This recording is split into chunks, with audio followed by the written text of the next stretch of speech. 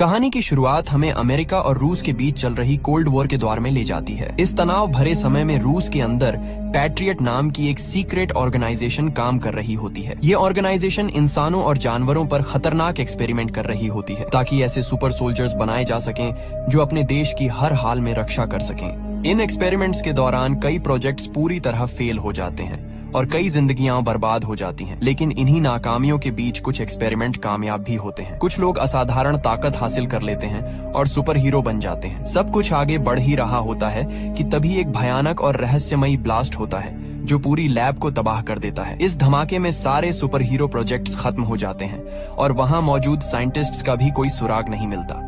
वहीं दूसरी ओर अब हम देखते हैं कि रूस अपने एआई रोबोट्स की टेस्टिंग कर रहा होता है। इस टेस्टिंग एरिया में आर्मी के टैंक्स और हेलीकॉप्टर्स भी मौजूद होते हैं। सब कुछ सामान्य चल रहा होता है कि अचानक एआई रोबोट्स अपने ही टैंक्स और हेलीकॉप्टर्स पर हमला कर देते हैं। भारी तबाही मच जाती है। आर्मी उन्हें रोकने की पूरी कोशिश करती है लेकिन नाकाम रहती है। एआई रोबोट्स वहां मौजूद सभी आर्मी व्हीकल्स को नष्ट कर देते हैं और टेस्टिंग करा रहे आर्मी ऑफिसर्स और टेक्नीशियंस को भी मार देते हैं। इस घटना के बाद हम डॉक्टर एवलगस को देखते हैं जो पहले पैट्रियट ऑर्गेनाइजेशन के एक साइंटिस्ट थे। अब उन्होंने खुद पर एक्सपेरिमेंट करके अपने आप को एक साइबॉर्ग में बदल लिया है। उनकी सबसे खतरनाक ताकत यह है कि वह मशीनों को अपने दिमाग से कंट्रोल कर सकते हैं। इन्हीं शक्तियों का इस्तेमाल करके डॉक्टर एवलगस इन एआई रोबोट्स को कंट्रोल करता है और यह पूरा हमला करवाता है। इसके बाद डॉक्टर एवलगस सभी एआई रोबोट्स को अपने साथ लेकर वहां से चला जाता है। इसके बाद हमें मिनिस्ट्री ऑफ डिफेंस में मेजर जनरल निकोलाई को दिखाया जाता है जिन्होंने इस पूरे हादसे से जुड़ी जानकारी को लेकर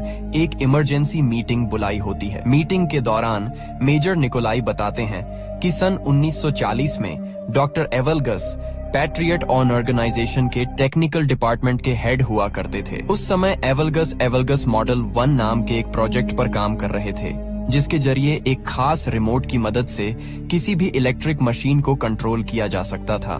लेकिन यह एक्सपेरिमेंट पूरी तरह फेल हो जाता है जिस वजह से पैट्रियट ऑर्गेनाइजेशन उनके प्रोजेक्ट को बंद कर देती है। यही बात डॉक्टर एवलगस के अंदर नफरत की वजह बन जाती है। धीरे धीरे वह पैट्रियट के हेड प्रोफेसर विक्टर से जलने लगते हैं क्योंकि विक्टर इंसानों को सुपर हीरो बनाने वाले प्रोजेक्ट पर काम कर रहे थे और उन्हें लगातार सफलता मिल रही थी।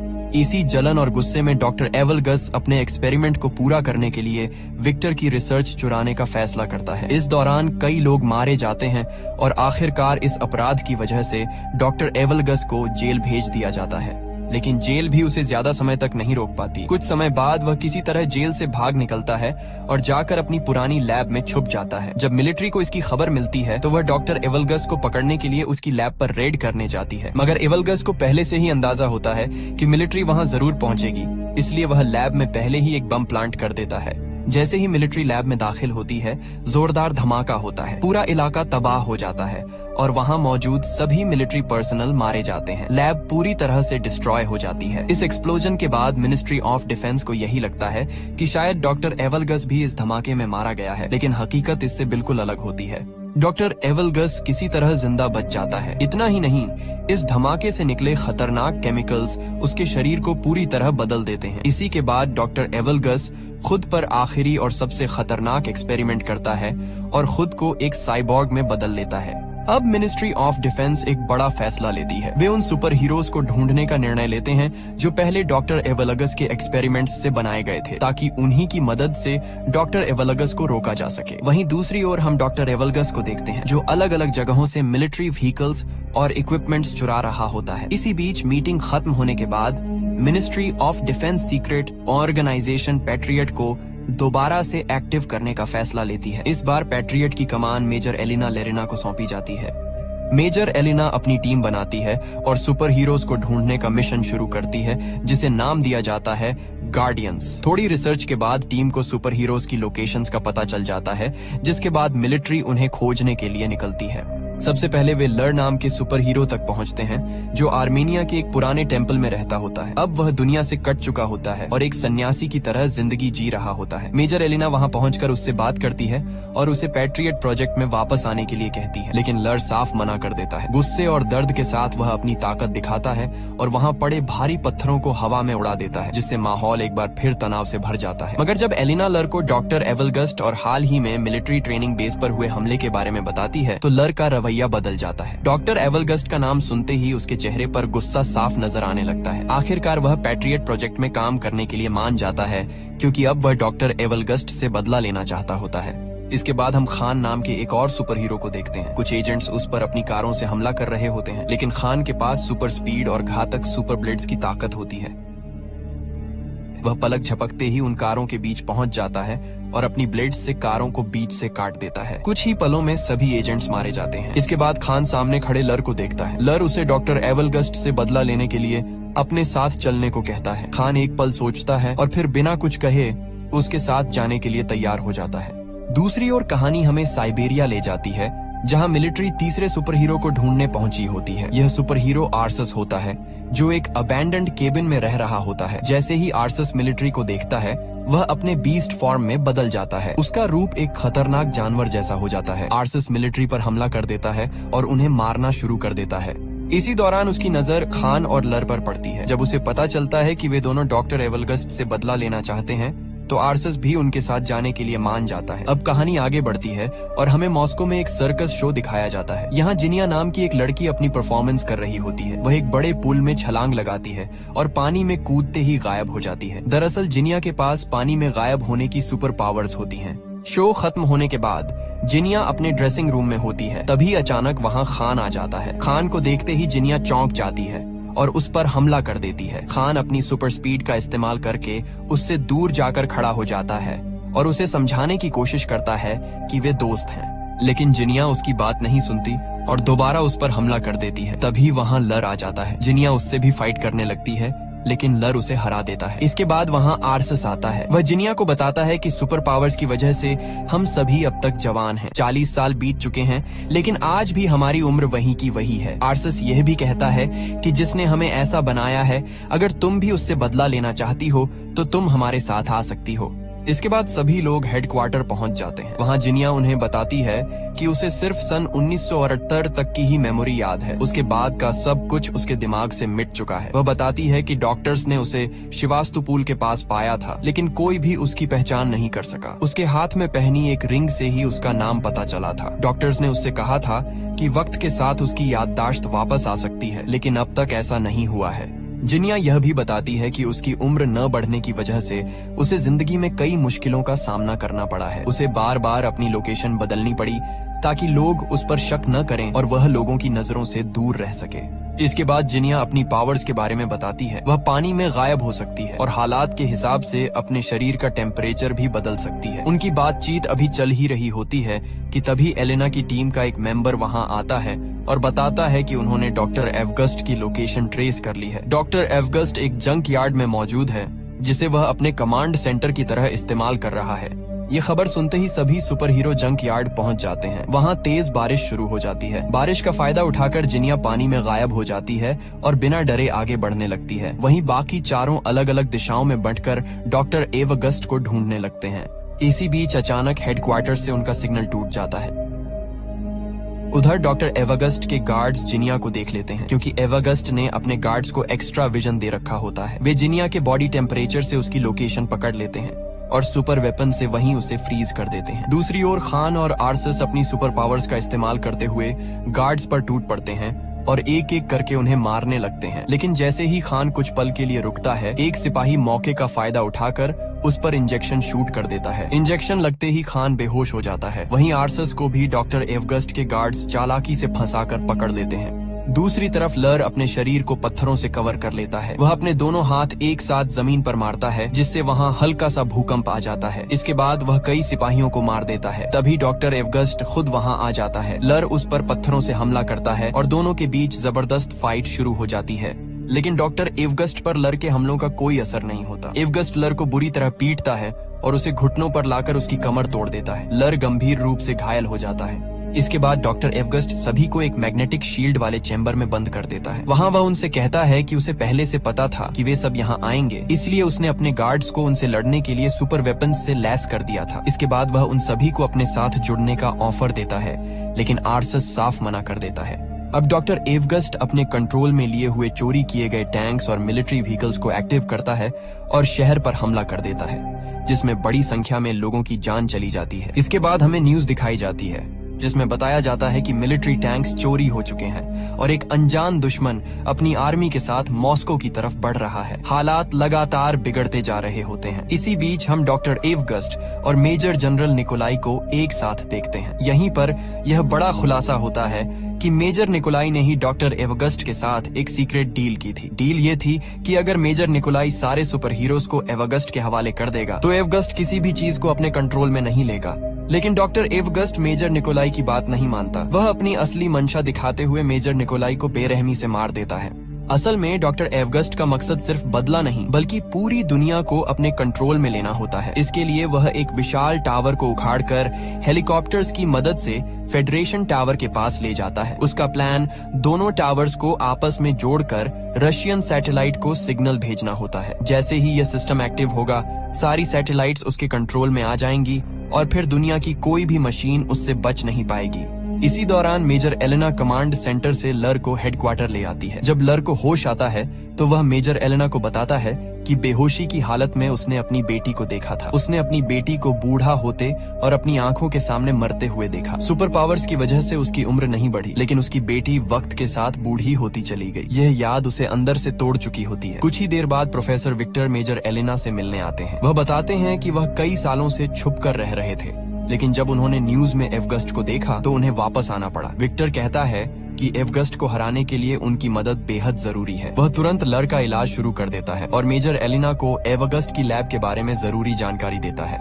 इसके बाद मेजर एलिना अपनी टीम के साथ एवगस्ट की लैब पर पहुंचती है। वहां वे सभी गार्ड्स को मारकर गार्डियंस को आजाद करा लेते हैं। आर्सस मेजर एलिना को बताता है कि हर दिन वह एक जानवर में बदलता जा रहा है और उसे डर है कि कहीं वह हमेशा के लिए जानवर ही न बन जाए। एलिना उसे भरोसा दिलाती है कि ऐसा कभी नहीं होने देगी और शायद प्रोफेसर विक्टर उसे ठीक कर सकें। उधर हम प्रोफेसर विक्टर को एवगस्ट की लैब में उसके प्रोजेक्ट्स की स्टडी करते हुए देखते हैं। तभी अचानक वहां डॉक्टर एवगस्ट आ जाता है। विक्टर उसे देखते ही कहता है कि उसने उसके साथ धोखा किया है और सुपर हीरो प्रोजेक्ट पर अकेले काम करके उसके साथ गलत किया है। एवगस्ट गुस्से में कहता है कि अब वह पूरी दुनिया को बताएगा कि असली जीनियस कौन है। यह कहकर वह वहां जहरीली गैस छोड़ देता है और चला जाता है, जिससे विक्टर बेहोश हो जाता है। इसके बाद डॉक्टर एवगस्ट दोनों टावर्स को जोड़कर स्पेस ट्रांसमीटर को सेट करता है। जैसे ही वह सिस्टम को एक्टिव करता है, मेजर एलिना और उसकी टीम को इसकी जानकारी मिल जाती है। मेजर एलिना तुरंत फाइटर जेट्स को डॉक्टर एवगस्ट पर हमला करने का आदेश देती है, लेकिन डॉक्टर एवगस्ट अपनी रोबोट आर्मी की मदद से सभी फाइटर जेट्स को तबाह कर देता है। दूसरी ओर हम एक ऊंची बिल्डिंग पर खान और एलिना को खड़े हुए देखते हैं। खान एलिना को बताता है कि एक फाइट के दौरान अपने भाई को हराने की कोशिश में वह अपनी सुपर पावर्स पर काबू नहीं रख पाया और गलती से अपने ही भाई को मार बैठा। यह बात आज भी उसे अंदर से खाई जा रही होती है। इसके बाद एलिना हेडक्वार्टर में सभी को बताती है कि उसने उन सभी के लिए खास सुपर सूट्स और वेपन्स तैयार किए हैं जो उनकी सुपर पावर्स को और भी ज्यादा बढ़ा देंगे। वह सबसे पहले आर्सस को एक ऑटोमेटिक कैनन देती है जो उसके नर्वस सिस्टम से कनेक्ट होगी और जहां भी आर्सस फोकस करेगा वहीं पर फायर करेगी। जिनिया को एक ऐसा सूट दिया जाता है जिससे वह कभी भी गायब हो सकती है। अब उसे गायब होने के लिए पानी की जरूरत नहीं होगी और वह जिस चीज को छुएगी वह चीज भी उसके साथ गायब हो जाएगी। वहीं लर के सूट में खास स्टोन्स लगे होते हैं जिनकी मदद से वह अपनी पावर्स का इस्तेमाल करते हुए कहीं भी पत्थरों का चाबुक बना सकता है। इसके बाद हमें खान का सूट दिखाया जाता है जिसमें पहले से कहीं ज्यादा शार्प और खतरनाक 2 ब्लेड्स लगे होते हैं। खान का यह सूट इस तरह डिजाइन किया गया होता है कि उस पर गोलियों और इंजेक्शंस का कोई असर नहीं पड़ता। इसके बाद सभी अपने अपने नए सूट्स और वेपन्स के साथ ट्रेनिंग शुरू करते हैं। लगातार कड़ी ट्रेनिंग और मेहनत के बाद वे सभी अपने सूट्स और हथियारों को पूरी तरह कंट्रोल करना सीख जाते हैं। वहीं दूसरी ओर डॉक्टर एवगस्ट रशियन सैटेलाइट को सिग्नल भेजने के लिए दोनों टावर्स को चार्ज कर रहा होता है। उसका प्लान साफ होता है। जैसे ही स्पेस ट्रांसमीटर एक्टिव होगा, सैटेलाइट को सिग्नल भेज दिया जाएगा। इन सब को रोकने के लिए गार्डियंस के पास अब सिर्फ 1 घंटे का समय बचा होता है। मेजर एलिना दोनों टावर्स के चारों तरफ बनी शील्ड को बंद करने के लिए एक प्लान तैयार करती है। प्लान के मुताबिक शील्ड बंद होते ही सभी को तुरंत वहां से निकलना होगा, क्योंकि इसके बाद मिलिट्री मिसाइल्स की मदद से दोनों टावर्स को तबाह कर दिया जाएगा। प्लान के अनुसार सभी आगे बढ़ते हैं। लर एक सीक्रेट टनल की मदद से पहले टावर में घुस जाता है और अपने इलेक्ट्रिक चाबुक से वहां मौजूद सभी गार्ड्स को मार देता है। दूसरी ओर आर्सस अपने ऑटोमेटिक कैनन से दूसरे टावर के गार्ड्स को खत्म करता है, जिसमें जिनिया गायब होकर उसका साथ देती है। गार्ड्स को मारने के बाद जिनिया और आर्सस लर के पास उसकी बिल्डिंग में पहुंच जाते हैं। इसी दौरान खान भी अपने प्लेन की मदद से दोनों टावर्स के पास पहुंच जाता है, लेकिन तभी डॉक्टर एवगस्ट के AI रोबोट्स खान के प्लेन पर हमला कर देते हैं। हमला इतना जबरदस्त होता है कि प्लेन पूरी तरह डैमेज हो जाता है। खान को प्लेन से कूदने में परेशानी होने लगती है। उधर लर, जिनिया और आर्सिस एक बहुत बड़े पाइप पर चलते हुए डॉक्टर एवगस्ट के मेन टावर की तरफ बढ़ रहे होते हैं। तभी एवगस्ट के गार्ड्स वहां पहुंच जाते हैं और उन पर फायरिंग शुरू कर देते हैं। गोलियों की बौछार के बीच आर्सिस का पैर पाइप से फिसल जाता है और वह नीचे लटक जाता है। उसी वक्त लर अपने इलेक्ट्रिक चाबुक की मदद से एक शील्ड बना लेता है और ठीक उसी समय खान प्लेन से छलांग लगाकर उन गार्ड्स के नीचे लगे पाइप को काट देता है। पाइप टूटते ही सारे गार्ड्स नीचे गिर जाते हैं और वहीं मारे जाते हैं। उधर लैब में एलिना को प्रोफेसर विक्टर बहुत ही बुरे हाल में मिलते हैं। कमजोर आवाज में विक्टर उसे बताते हैं कि अगर सभी सुपर हीरो अपनी पावर्स को एक साथ मिला लें तो वे एक बेहद शक्तिशाली एनर्जी पैदा कर सकते हैं। वही एनर्जी डॉक्टर एवगस्ट को हराने का एकमात्र तरीका है। दूसरी तरफ गार्डियंस लगातार गार्ड्स को मारते हुए एनर्जी जनरेटर तक पहुंच जाते हैं। वहां जिनिया अपने शरीर का टेम्परेचर बढ़ाकर जनरेटर को पकड़ लेती है। यह उसके लिए बेहद दर्दनाक होता है, लेकिन फिर भी वह हिम्मत नहीं हारती। जिनिया जनरेटर में शॉर्ट सर्किट कर देती है, जिससे वह बंद हो जाता है। ऐसा करते ही वह बेहोश होकर गिरने वाली होती है, लेकिन आर्सिस उसे संभाल लेता है। जनरेटर बंद होते ही उस टावर की शील्ड हट जाती है। यह देखकर एलिना और उसकी टीम खुश हो जाती है। वे तुरंत उस टावर पर मिसाइल अटैक का आदेश देना चाहते हैं, लेकिन एलिना उनसे गार्डियंस के बाहर निकलने तक थोड़ा समय मांगती है। इसी दौरान गार्डियंस सीधे डॉक्टर एवगस्ट से लड़ने चले जाते हैं। आर्सिस उस पर अपने कैनन से फायर करने ही वाला होता है, लेकिन एवगस्ट उसकी मशीन को कंट्रोल करके बंद कर देता है। इसके बाद लर अपने इलेक्ट्रिक चाबुक से हमला करता है, मगर एवगस्ट उसका चाबुक पकड़कर उसे दूर फेंक देता है। खान भी उस पर अटैक करता है, लेकिन एवगस्ट उसे भी हवा में उछालकर दूर गिरा देता है। तभी जिनिया अपनी पावर से लर को गायब कर देती है। लर अचानक सामने आकर अपने इलेक्ट्रिक चाबुक से एवगस्ट को पकड़ लेता है। खान दोबारा हमला करने की कोशिश करता है, लेकिन एवगस्ट अपनी एनर्जी से चाबुक को तोड़ देता है और सभी को एक साथ दूर फेंक देता है। आर्सिस अपने बीस्ट मोड में आकर एवगस्ट पर हमला करता है, लेकिन अब एवगस्ट इतना पावरफुल हो चुका होता है कि वह एक ही मुक्के में आर्सिस को नीचे गिरा देता है। इसी बीच खान की नजर ऊपर उड़ रहे एक प्लेन पर पड़ती है। वह अपने दोनों ब्लेड्स को रस्सी से जोड़कर प्लेन पर फेंकता है और उसी के सहारे उड़ते हुए आगे बढ़ने लगता है। तभी मिलिट्री दोनों टावर्स पर मिसाइल लॉन्च कर देती है, लेकिन टावर्स तक पहुंचने से पहले ही एवगस्ट उन्हें कंट्रोल करके आसमान में ही नष्ट कर देता है। इसके बाद एवगस्ट उस प्लेन को भी अपने कंट्रोल में ले लेता है और उसे नीचे गिराने ही वाला होता है। तभी खान रस्सी काट देता है और सभी नीचे नदी में गिर जाते हैं। वहाँ मेजर एलिना उन्हें वही बात बताती है जो विक्टर ने कही थी। अगर वे सभी अपनी पावर्स को एक साथ मिला लें तो वे इतनी ज्यादा एनर्जी बना सकते हैं जो डॉक्टर एवगस्ट को हरा सकती है। गार्डियंस ऐसा ही करते हैं और अपनी सारी पावर्स लर को ट्रांसफर कर देते हैं। लर के अंदर इतनी जबरदस्त एनर्जी जमा हो जाती है कि जब वह उसे टावर्स की तरफ छोड़ता है तो वहाँ एक भयानक ब्लास्ट होता है। दोनों टावर्स पूरी तरह तबाह हो जाते हैं और डॉक्टर एवगस्ट भी मारा जाता है। इसके बाद न्यूज में दिखाया जाता है कि मॉस्को को मिलिट्री ने एक अनजान दुश्मन से बचा लिया है। असल में गार्डियंस की पहचान अभी तक पब्लिक नहीं की गई होती है। सब कुछ खत्म होने के बाद एलिना सभी गार्डियंस को धन्यवाद कहती है। इसी हादसे के बाद जिनिया की याददाश्त भी वापस आ जाती है। अब सभी वहाँ से जाने लगते हैं, लेकिन तभी मेजर एलिना उन्हें बताती है कि बाकी के गार्डियंस भी मिल गए हैं और इसी के साथ ये फिल्म यहीं पर खत्म हो जाती है।